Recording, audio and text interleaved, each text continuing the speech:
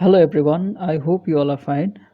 So today we are going to start with a new topic that is keeping quiet, and it is a poem written by Pablo Neruda.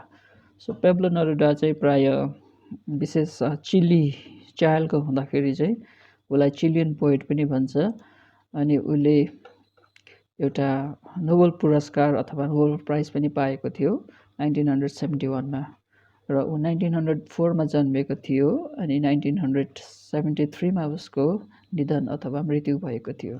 The purpose of explaining this particular poem in Nepali is because to help you to have a better understanding of this poem.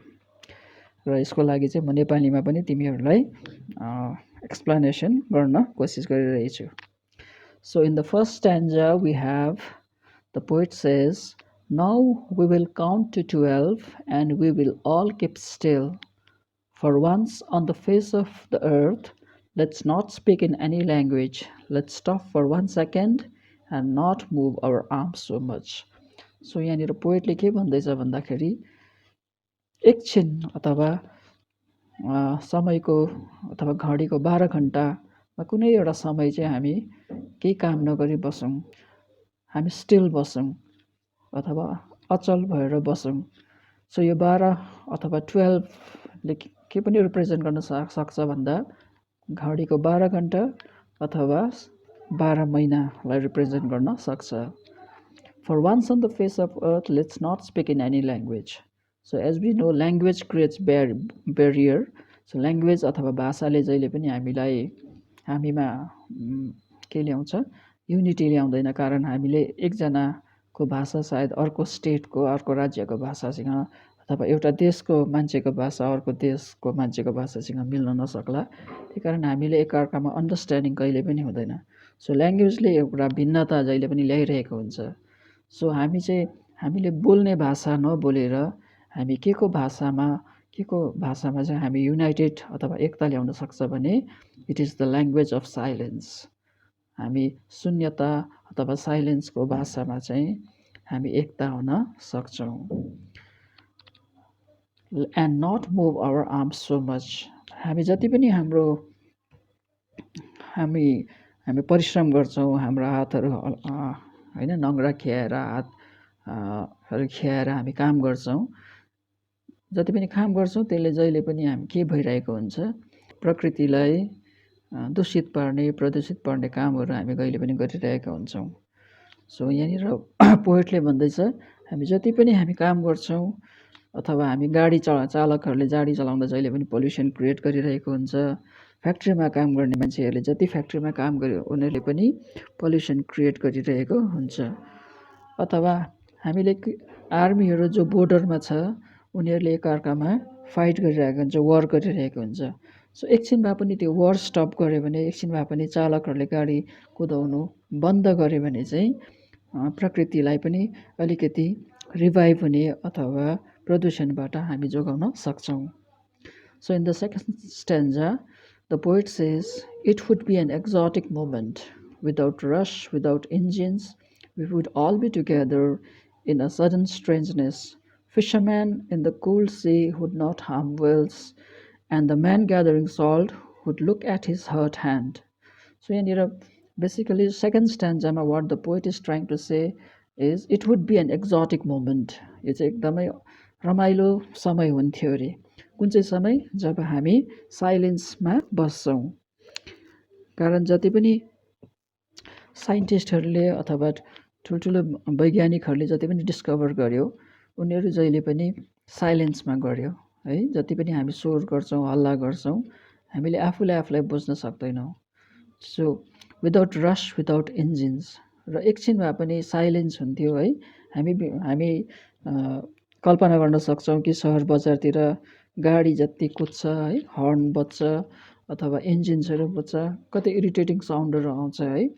So एकछिन भए पनि त्यो आवाजहरू, noise पल्युसन्सहरू है, environment पल्युसन्सहरू एकछिन भए पनि बन्द गर्यो भने त्यो चाहिँ एकदम रमाइलो समय हुन्थ्यो, त्यो पिसफुल समय हुनसक्छ भनेर पोएटले हामीलाई भन्दैछ.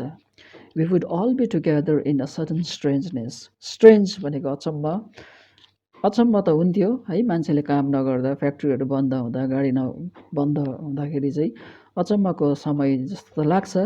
तर हामीलाई एउटा पिस अफ माइन्ड अथवा पिसफुल मोमेन्ट हामीले इन्जोय गर्न सक्छौँ।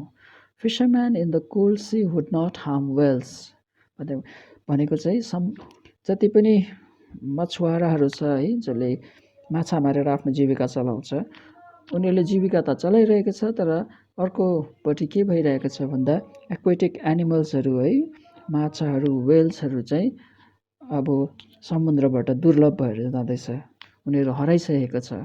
सो उनीहरू त्यो प्रकृतिको प्राणीहरू अथवा माछाहरू अथवा पानीमा बस्ने जीव जन्तुहरू एकछिन भए पनि बाँच्ने समय उनीहरूले पाउँथ्यो। And the man gathering salt would look at his hurt hand. हामीले जति नुन खेलाउँछौँ, नुनले के गर्छ, हाम्रो हात त्यसले घाउ बनाउँदै जान्छ। सो यहाँनिर चाहिँ के भन्न खोजिरहेको छ पोएटले भन्दाखेरि चाहिँ हामीले आफ्ना हातहरू अथवा हामीले काम गर्दाखेरि हामीले आफ्नो परिवार बिर्सिसकेका हुन्छौँ, हाम्रो आफ्नो पिस अफ माइन्ड अथवा हाम्रो सुख शान्ति हामीले बिर्सिसकेका हुन्छौँ। हामी पैसापट्टि बेसी लाग्दाखेरि हामी जहिले पनि के गरिरहेका हुन्छौँ, आफ्नो सुख शान्ति हामीले गवाइरहेका हुन्छौँ। सो आफूले गरेको भुल त्रुटिहरू, आफूले गरेको नराम्रो कामहरू, जति पनि हाम्रो इच्छा आकाङ्क्षा को खोजीमा हामी जान्छौँ, त्यो सबै हामी आफूले फर्केर आफ्नो गल्तीहरू, आफ्नो मिस्टेक्सहरू, आफूले गरेको नराम्रो कामहरू चाहिँ हामीले फर्केर हेर्न सक्छौँ यदि हामी साइलेन्स भयो भने। सो थर्ड स्ट्यान्जामा पोएटले के भन्दैछ भन्दाखेरि those who prepare green war with gas, war with fire, victory with no survivor, would put on new clothes and walk about with their brothers in the shade doing nothing. What I want should not be confused with total inactivity. Life is what it is about. I want no truck with death. So यहाँनिर पोएटले के भन्न चाहँदछ भन्दा those who prepare green wars. So हामीले के गरिरहेको छौँ भन्दा एउटा देश शक्तिशाली अर्को देशभन्दा शक्तिशाली हुनको लागि चाहिँ हामीले विभिन्न प्रकारको वारहरूमा हामी इन्भल्भ भइरहेका छौँ, हामी संलग्न भइरहेका छौँ। सो ग्रिन वार्स यहाँनिर बेसिकली ग्रिन वारले के बुझाउँछ भन्दा वार विथ इन्भाइरोमेन्ट है। हामीले डेभलपमेन्टको नाममा हामीले हाम्रो सहर बजारहरू अहिले जुन प्रकारले बढिरहेको छ, त्यसले के गर्दैछ, जङ्गलहरू है, रुख बिरुवाहरू सबै नासिएर गइरहेको छ। सो ग्रिन वार भन्नाले हामीले गरेको गलत कामहरू, जुन चाहिँ कामले चाहिँ हाम्रो प्रकृतिलाई बिगार्दैछ, प्रदूषण गर्दैछ अथवा त्यसको विनाश गर्दैछ, त्यसलाई चाहिँ ग्रिन वार भनिएको। War with gases, war with fire भनेको चाहिँ केमिकल्सहरू, जति पनि केमिकल्सहरू फ्याक्ट्रीमा बनिन्छ है, अनि फर इक्जाम्पल न्युक्लियर वेपनहरू अहिले भन्छौँ है, एटमिक बमहरू जुन प्रकारको छ बनिरहेको छ, त्योले चाहिँ केही पनि मान्छेलाई, मानव जातिलाई फाइदा केही गर्दैन अथवा प्रकृतिलाई कहिले पनि फाइदा गर्दैन। उल्टा त्यसले हामी के गर्छ, प्रकृतिलाई जहिले पनि नाश गरिरहेको हुन्छ। वार विथ फायर, जति पनि आगोहरू छ है, फ्याक्ट्रीमा आगो, वन जङ्गलमा आगो लाग्छ अथवा घरमा आगो लाग्छ अथवा लडाइँमा जति प्रकारको आगो लाग्छ है, वारहरूतिर, त्यो सबै आगोले चाहिँ के गरिरहेको हुन्छ, प्रकृतिलाई जहिले पनि प्रदूषण गरिरहेको हुन्छ। Victory with no survivor, victory भनेको जित, सर्भाइभर भनेको बाँच्ने मान्छेहरू। सो यस्तो संसारमा जुन प्रकारको अहिले संसार अगाडि बढिरहेको छ, संसारमा कामहरू भइरहेको छ, त्यसले चाहिँ के हुन्छ भन्दा एउटा देशले विजय भए पनि, एउटा देशले जितेता भए पनि बाँच्ने मान्छे चाहिँ अन्तमा कोही पनि हुँदैन। कारण हामी डाइरेक्टली अर इन्डाइरेक्टली हाम्रो लाइफ चाहिँ हाम्रो इन्भाइरोमेन्टमा डिपेन्डेन्ट छ। जब हामी इन्भाइरोमेन्टलाई नै प्रदूषण गर्छ भने हाम्रो मान्छेहरू बाँच्ने त मान्छेहरू चाहिँ कहिले पनि बाँच्न सक्दैन। would put on new clothes and walk about with their brothers. So यहाँ पोइटले के भन्दैछ भन्दा चाहिँ हामी एउटा देशको मान्छे अर्को देश अथवा संसारभरिकै मान्छेहरूलाई हामी आफ्नो दाजुभाइहरू जस्तै ब्रदर्सहरू जस्तै ट्रिट गर्नुपर्छ। Would put on new clothes भनेको चाहिँ अब हाम्रो विचारधाराहरू हामीले परिवर्तन गर्नुपर्छ। हामीले विचारधारामा हाम्रो सोचाइमा नयाँपन ल्याउनुपर्छ, नयाँ प्रकारले सोच्नुपर्छ। And walk about with the brothers in the shade doing nothing. In the shade भनेको छाया, शीतलतामा हामीले केही नगरी अथवा एकअर्कालाई बिजाउने कामहरू, नराम्रो गर्ने कामहरू, प्रकृतिलाई नराम्रो काम गर्नेहरू चाहिँ बन्द गर्नुपर्छ। What I want should not be confused with total inactivity. Life is what it is about. I want no truck with death. भनेको चाहिँ यहाँनिर पोएटले हामीलाई मरेको जस्तो हुनु, केही नगरी बस्नु भनेको चाहिँ मरेको तुल्य हुनु भनेको चाहिँ होइन।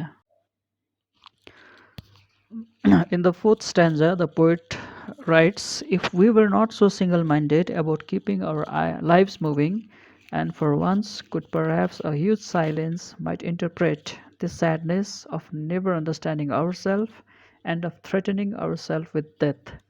Single-minded भन्नाले युनिटी अथवा एकता बुझिन्छ। सो हामी जहिले पनि के गर्नुपर्छ, in order to keep our lives moving भने हामी अगाडि बढ्नको लागि चाहिँ हामी जहिले पनि हाम्रोमा मान्छेमा चाहिँ युनिटी जहिले पनि हुन सक्नुपर्छ। And for once could perhaps a huge silent might interpret this sadness of never understanding our self. तर अहिले के छ भन्दा संसारमा स्याडनेस छ, दुःख छ, यहाँनिर है तनाव छ, टेन्सन छ, किनभने हामीले एकअर्कालाई कहिले पनि बुझ्न सकेका छैनौँ। Of never understanding our self, हामीले आफूलाई मान्छेलाई बुझ्न पनि सकेको छैन, मान्छेले प्रकृतिलाई पनि बुझ्न सकेको छैन, अथवा मान्छेले चराचुरुङ्गी एनिमल्सहरू जीव जन्तुलाई पनि बुझ्न सकेका छैनौँ। हामी स्वार्थी भएर हामीले प्रकृतिलाई पनि हामीले विनाश गर्ने काम, चराचुरुङ्गी जीव जन्तुहरूलाई पनि विनाश गर्ने कामहरू हामी गरिरहेका छौँ। यतिसम्म कि हामीले मान्छेलाई पनि विनाश गरिरहेका छौँ। सो यो विनाश गर्ने कामलाई रोक्नुको लागि, रोकथाम गर्नको लागि हाम्रो चाहिँ जहिले पनि एकता हुनुपर्छ। हामीले साइलेन्सलाई अब्जर्भ गर्नुपर्छ। भनेको चाहिँ जब हामी साइलेन्समा बस्छौँ हामीले आफूलाई बुझ्न सक्छौँ। अनि जब हामीले आफूलाई बुझ्न सक्छौँ हामीले हाम्रो वरिपरिको प्रकृतिलाई पनि बुझ्न सक्छौँ। हामीले आफ्नो दाजुभाइ, साथीहरू है, समाजको मान्छेहरू अनि हरेक थोकलाई बुझ्न सक्छौँ। So in order to understand ourselves properly, we have to maintain silence, or we have to meditate, or we have to introspect.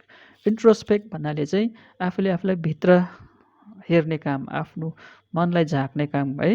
हामी खुसी छौँ, हामी के गर्दैछौँ, हामीले गरेको काम ठिक हो या होइन भन्ने चाहिँ जहिले पनि हामी साइलेन्समा हुन्छौँ, तब मात्रै हामी बुझ्न सक्छौँ। And of threatening our self with, threatening भनेको धम्की दिनु है एकअर्कालाई। अहिले हामी देखिरहेका छौँ विभिन्न जातको मान्छेहरू एकअर्कामा है धम्की दिएर लडाइँ गर्ने काम भइरहेको छ। एउटा धर्मको मान्छे अर्को धर्मको मान्छेसँग लडाइँ गरिरहेको छ, एउटा देश अर्को देशको मान्छेसँग लडाइँ गरिरहेको छ। यो सबै लडाइँ किन भइरहेको छ भन्दाखेरि किनभने हामीले एकअर्कालाई बुझेको छैनौँ। अनि किन एकअर्कालाई बुझेको छैनौँ, किनभने हामीले आफूलाई पनि बुझेका छैनौँ। In the fifth stanza, perhaps the earth can teach us, as when everything seems dead and later proves to be alive. Now I will count to 12 and you keep quiet and I will go. So in the last stanza, poetले के भन्दैछ, perhaps the earth can teach us, as when everything seems dead and later proves to be alive. भनेको चाहिँ प्रकृति अथवा हाम्रो पृथ्वी चाहिँ सबैभन्दा ठुलो इक्जाम्पल अरे। कसरी इक्जाम्पल भन्दाखेरि पृथ्वीलाई हामी यसो हेर्दाखेरि हामी यो चलेकै देख्दैन है, एउटै जग्गामा बसेको देख्छौँ, केही पनि अब मुभहरू भएको है, केही हल्लिएको देख्दैनौँ। तर हामीलाई थाहा छ कि पृथ्वी चाहिँ एकदमै स्पिड अथवा 24 आवर्समा चाहिँ दिन र रात हुन्छ, अथवा रोटेसन भइरहेको छ।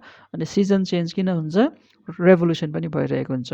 सो प्रकृतिमा रोटेसन पनि भइरहेछ अनि रेभोल्युसन पनि भइरहेको छ। र पनि हामी के देख्छौँ, प्रकृति अचल भएको, नचली बसेको हामी देख्छौँ। हामी बाहिर रुखपातहरू हेर्दा हामी उनीहरू कहिले पनि चलेको देख्दैनौँ, तर हामी समयअनुसार, सिजनअनुसार उनीहरूले आफ्नो पत्ता झार्ने काम, नयाँ पत्ताहरू आउने काम है, फुलहरू फुल्ने काम, त्यो जहिले पनि प्रकृतिमा भइरहेको देख्छौँ। सो बाहिरबाट यसो हेर्दा त केही नगरेको जस्तो, केही नभएको जस्तो, तर भित्रबाट सबै कुरो भइरहेको छ। सो पोएटले पनि यहाँनिर त्यही भन्दैछ कि उसले भनेको कुरा चाहिँ हामी कन्फ्युज हुनु हुँदैन। केही नगरी बस्नु भनेको चाहिँ मरेको तुल्य हुनु होइन भनेर भन्नुहुँदैछ। And now I will count up to 12 and you keep quiet and I will go. र अन्तमा म जब यो संसारमा हुँदिनँ, तिमीहरूले चाहिँ मैले दिएको वचनहरू, मैले दिएको एडभाइसहरू, यो पोएमको मार्फतद्वारा है जति पनि एडभाइसहरू मैले दिएको छ त्यसलाई चाहिँ फलो गर्नु भनेर भन्दैछ। So with this we come to the end of the poem. Thank you for listening.